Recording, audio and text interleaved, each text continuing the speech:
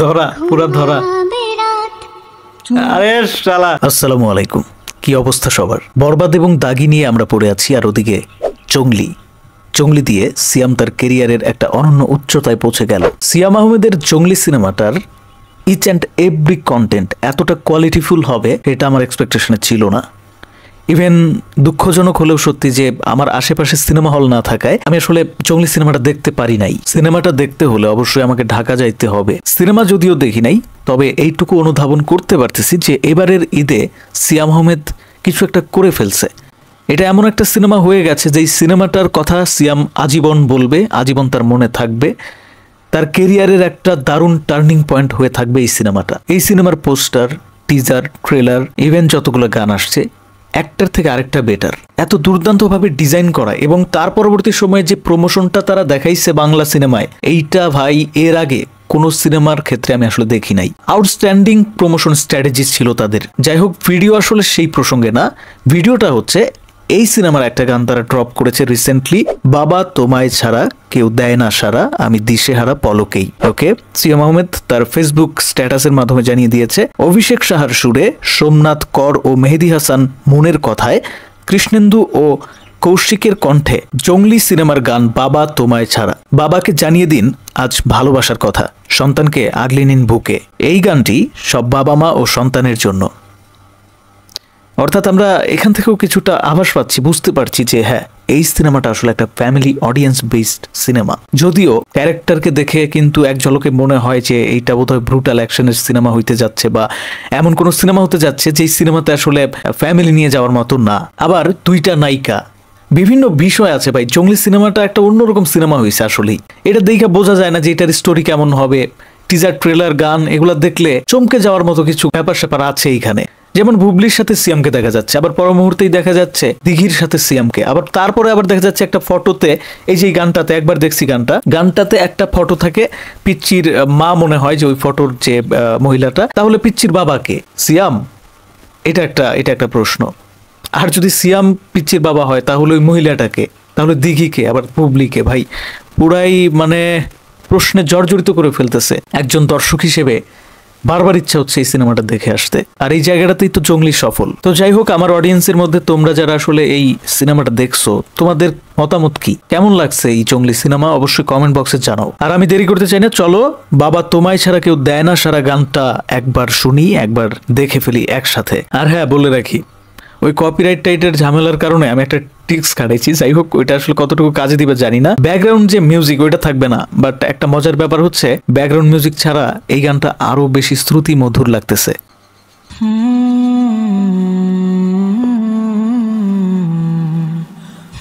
ওষুধ খাওয়াই দিবে।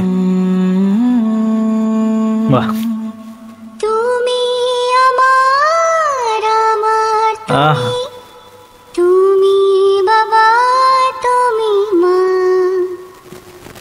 শুটটা দারুণ। সিয়ামের অ্যাক্টিং লেভেল এখানে ভাই অন্য একটা লেভেলে চলে গেছে। বাবা তোমায় ছাড়া কে দেয় না সারা, আমি দিশেহারা। পিচ্চির অভিনয় দুর্দান্ত। আচ্ছা, কণ্ঠটা কে দিছে? দুর্দান্ত ভাই।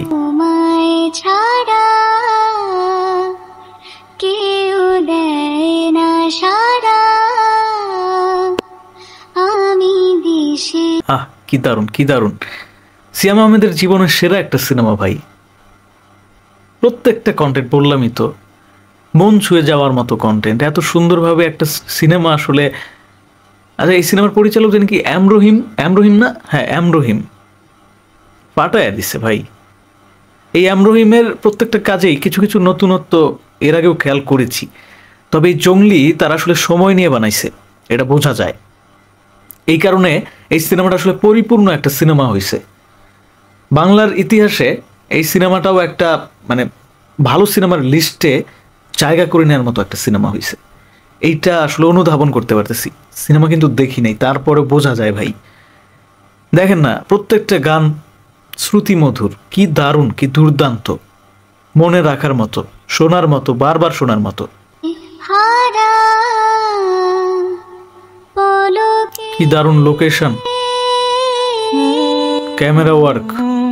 তোর জন্য রোজ ভেঙে যাক কাঁচের দেয়াল, তুই বাবা মায়ের খুনসুটি ছুঁয়ে থাক অসাধারণ। জুড়ে থাক আমার খেয়াল। বুবলি, এই যে দেখেন এখানেও একটা প্রশ্ন যে বুবলি আসে কেন হঠাৎ? ডাক্তার নাকি বুবলি?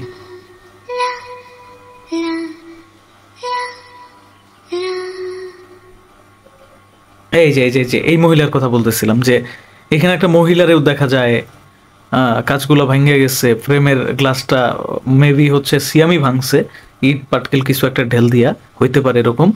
কিন্তু এখান থেকে কিন্তু স্পষ্ট বোঝা যাচ্ছে, মানে ধারণা পাওয়া যাচ্ছে যে এই মহিলাই হচ্ছে মেবি এই পিচ্চি মেয়েটার মা। তাহলে সিয়ামের সাথে এই পিচ্চির আসলে সম্পর্কটা কি? আর একটু জুম করে দেখলে আসলে কি বোঝা যাবে এটা কি আসলে দিঘি নাকি, যেহেতু দিঘিও আছে এই সিনেমাতে। আর আমরা জানি যে সিয়ামের সাথে দিঘির একটা রিলেশন থাকে। তা আসলে ওই সিয়াম আর এই সিয়াম কি একজনই নাকি? একজনই হওয়ার সম্ভাবনা একটু বেশি। মানে পুরো তালগোল পাকায় যায় রে ভাই, সিনেমা না দেখলে আমার ভালোই লাগতেছে না, কি করি? থাক ছুঁয়ে থাক হাতে হাত তোমার বুকে সিয়াম খুব ন্যাচারাল অভিনয় করছে। থাক ছুঁয়ে থাক হাতে হাত তোমার বুকে ধরা, পুরা ধরা।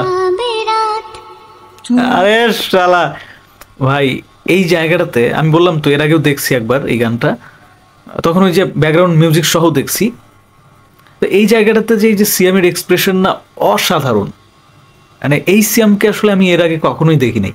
সিয়ামও যে এত ভালো অ্যাক্টিং পারে সেটা অ্যাক্টিং মনে হয় না, ন্যাচারাল মনে হচ্ছে, এবং আমি সেটা খুব এনজয় করতে পারতেছি। সিনেমাটা দেখে আসলে আমার খুব কোনোভাবেই কিন্তু বোরিং ফিল করতেছি না, বরঞ্চ এই বাবা মেয়ের যে কেমিস্ট্রি সেটা খুব উপভোগ করতেছি এই জায়গাটাতে লাগতেছে। সো এই জায়গাটাতেই সিয়াম সফল। এই সিনেমার মাধ্যমে সিয়ামকে নতুনভাবে দর্শক চিনল, এইটুকুই বলতে পারি আপাতত। আমার আমার তুই তুই যে আর কারো না, আমার চোখে তারা যে তুই তুই আলোর ঠিকানা। বাবা দুর্দান্ত গানের কথা। আহা। কেউ দেয় না সারা, আমি দিশে হারা পলকে পলকে, আচ্ছা, রং করতেছে ঘরে। ওকে, একটা বিষয় আমি শিওর যে এই সিনেমাতে সিয়াম একটা পর্যায়ে গিয়ে কষ্ট পেতে পেতে উদ্বাস্তুর মতো হয়ে যায়, একদম ছন্নছাড়া একটা জীবনযাপন করে, এবং এই পিচ্চি মেয়েটা পরবর্তীতে তার জীবনে আবার আসে। এখন এই মেয়েটা আসলে তারই মেয়ে কিনা সিরিয়াসলি সেইটা জানি না, এমনও হইতে পারে যে তার মেয়ে না, কিন্তু সে আসলে দায়িত্ব নিছে, মেয়ে হিসেবেই আসলে দেখে। কোনো একটা ঘটনা ঘটে, সেই ঘটনার পর থেকে এই মেয়ের প্রতি একদম নিজের মেয়ের মতো একটা সফট কর্নার তৈরি হয়, হইতে পারে এরকম, এটা আমার একান্ত ধারণা আর কি। আবার হইতে পারে যে সিয়ামেরই মেয়ে আর স্ত্রী মারা গেছে সিয়ামের, এমনও হইতে পারে, বাট সেইটা হওয়ার পসিবিলিটি খুবই কম হইতেও পারে। যারা আসলে সিনেমাটা ইতিমধ্যে দেখে ফেলছো তারা তো জানো, সো একটু একটু ধারণা কমেন্টে দিও, সমস্যা নাই, রানিং সাকসেসফুলি, সো স্পয়লার একটু একটু হইলেও এখন প্রবলেম হবে না মেবি। তো যাই হোক বন্ধুরা, চলো। দারুণ ভাই, দারুণ, বেস্ট। আমি তো যে ব্যাকগ্রাউন্ড মিউজিক ছাড়াই পুরো গানটা শুনলাম একসাথে, সো অনেকের কাছেই একটু নন রিয়েলিস্টিক লাগতে পারে, একটু অন্যরকম লাগতে পারে, বাট আমার কাছে কিন্তু ভাই দারুণ লাগছে, কারণ মিউজিক ছাড়া এই কণ্ঠটাকে কিন্তু কোনোভাবেই ফেলে দেওয়ার মতো না, এত দুর্দান্ত এই পিচ্চি কণ্ঠ দিছে। এই পিচ্চির নাম কি? কৌশিক কি জানি, দেখলাম একটু আগে। আচ্ছা, কৌশিকী, মেয়েটার নাম হচ্ছে কৌশিকী। অসাধারণ, ফেবুলাস, মাইন্ড ব্লোয়িং গাইছে সে। এই পিচ্চিরে একবার দেখতে পারলে আমার ভালো লাগতো। যদিও এই যে পিচ্চি অ্যাক্টিং করছে সেই পিচ্চিটাও দেখতে মাশাআল্লাহ খুব কিউট, এবং আমি এটা শিওর যে এই পিচ্চি এই সিনেমায় জমায় অ্যাক্টিং করছে। সিয়ামের সাথে দুর্দান্ত একটা বাবা মেয়ের যে কেমিস্ট্রি সেটা একদম জমে ক্ষীর হয়ে গেছে। কারণ এই গানেই আমরা সিয়াম এবং এই পিচ্চিকে যে সমস্ত কার্যকলাপ করতে দেখছি এবং সেটা যতটা আসলে এই জায়গাটাতে লাগছে, এখান থেকে আমি এইটুকু শিওর হয়ে গেছি যে হ্যাঁ, সিনেমায় ভাই আরো অনেক দারুণ দারুণ মুহূর্ত আসলে এই দুজন আমাদেরকে উপহার দিচ্ছে। আফসোস, আবারও আফসোস, এই ধরনের ভালো সিনেমাগুলো আমাদের পাশের সিনেমা হলে আসে না। ইভেন আমাদের পাশে তো ভাই সিনেমা হলই নাই, কেমনে আসবে? একটা মাত্র সিনেমা হল, সেটাতে একটা মাত্র সিনেমাই আসছে, বরবাদ। ইভেন এখন অনেকেই বলতে পারে না ভাই, টাঙ্গাইলে তো 2টা সিনেমা হল বা 3টা সিনেমা হল, সবগুলোরে তো ভাই সিনেমা হল ধরা চলে না। ইভেন সবগুলাতেই ওই বরবাদই আসছে, অন্য সিনেমা আসে নাই। অসাধারণ কথা, অসাধারণ সুর, দুর্দান্ত বাবা মেয়ের কেমিস্ট্রি, উপভোগ করার মতো লোকেশন, গানটাতে কি নাই? একটা সিনেমার গান কেমন হওয়া উচিত, কেমন হলে দর্শক হৃদয় ছুঁয়ে যাবে, কেমন হলে সেটা এভারগ্রিন হবে, সেটা জংলি সিনেমার প্রত্যেকটা গান দেখিয়ে দিচ্ছে, চোখে আঙ্গুল দিয়ে দেখিয়ে দিচ্ছে। সিয়াম আহমেদ কোনো সুপারস্টার বা মেগাস্টার নয়, তবে সিয়াম আহমেদের মধ্যে যে ওই সম্ভাবনা আছে সেটা এই সিনেমা বলে। যাই হোক, আমি খুবই ইমপ্রেস। আমি আসলে মন থেকে কথাগুলো বললাম। সিয়ামকে আগে ভালো লাগতো না, সিয়ামের নাটকও খুব একটা আহামরি লাগতো না, কেমন জানি একটু ফটকা টাইপ, কেমন জানি একটু মেকি মেকি লাগতো, একটু মনে হইতো যে অ্যাক্টিং পারে না, জাস্ট কেমনে জানি ভালো ভালো কাজ পায়, এই type of actor. But day by day সে নিজেকে আসলে ছাড়িয়ে যাচ্ছে, ডে বাই ডে সে ভালো কাজগুলোর সাথে থাকছে, শেষ পর্যন্ত সে আসলে দর্শকের পালস বোঝার চেষ্টা করছে।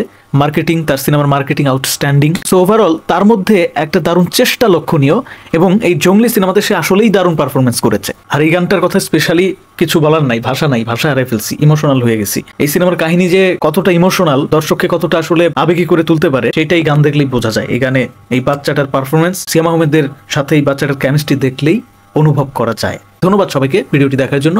কমেন্ট বক্সে তোমরা সবাই জানাও যে তোমাদের কাছে এই বাবা মেয়ের খুনসুটি আর এই বাবা তোমায় ছাড়া কেউ দেয় না সারা গানটা কেমন লেগেছে।